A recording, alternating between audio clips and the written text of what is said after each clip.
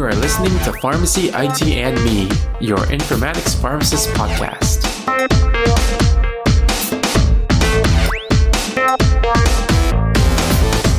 Hey everyone, this is Tony Dow, and today is Friday, May 24th, 2019. Welcome to another episode of Pharmacy IT and Me. And as with every episode, we start off this one stating that the intended audience for this episode is everyone. So normally, I try to go over a bunch of different news articles every week related to healthcare IT news.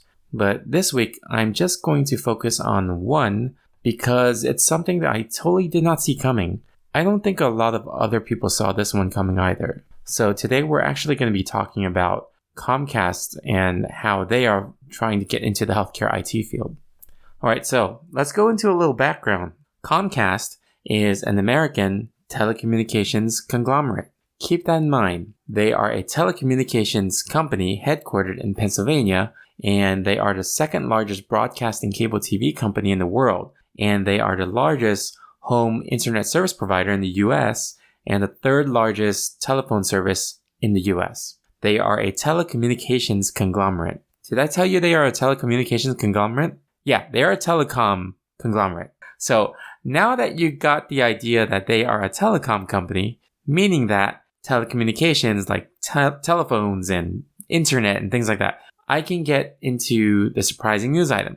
On Tuesday, May 21st, 2019, it's been reported that Comcast is working on something related into the healthcare IT field. So in short, the CNBC headline stated that Comcast is working on an in-home device to track people's health. I seriously had to reread the headline a few times to process it. So I had so many questions when I saw it, but after a few minutes of thinking, I guess it kind of makes sense that such a large telecom company would make some step towards a healthcare IT field, since, telecommunications does play a very important role in things such as telemedicine. So what exactly is Comcast working on? There's no real official say yet, there's no official detailed description yet, but it sounds like it's a device that will be tracking patterns of a patient's behaviors. So reportedly, the device will be looking into health metrics using ambient sensors, though I'm not sure if that part is truly accurate. The ambient sensors were mentioned in the original CNBC article,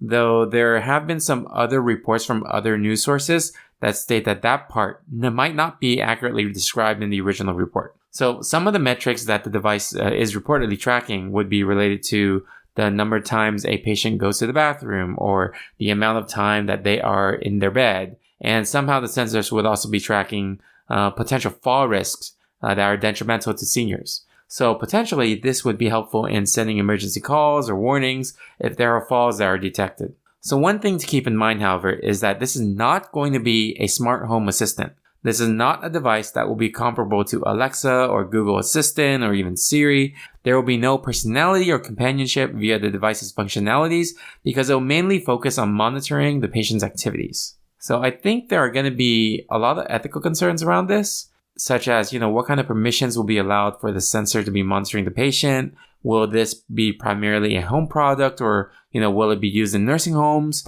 And if it's used in nursing homes, what kind of ethical permissions should be granted? So currently, Comcast is in talks with several unnamed health systems and will be piloting the product in about 2020 or so. And, we just have to wait and see how successful this product will be. And I have linked the original CNBC article in the show notes for those of you who are interested in learning more. So I'm keeping this episode short because I just wanted to focus on that particular story.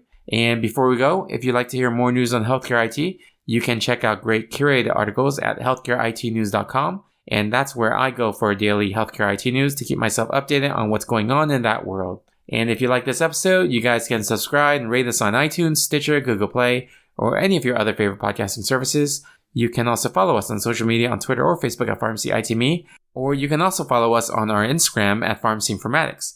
And you can email me at tony@pharmacyitme.com. And before we go, I also wanted to plug a great networking opportunity called Pharmacists Connect. It's a Slack workspace for pharmacists or pharmacy interns, anyone that basically has a license. I've met some great colleagues on there, and there's different channels of different specialties. And there's even a channel for informatics as well. You can find out more by visiting pharmacistconnect.com, which is PharmacistConnect.com. Thank you again for listening. I'll see you on the next episode of Pharmacy IT and Me. And remember, technology is the tool, patient care is the goal.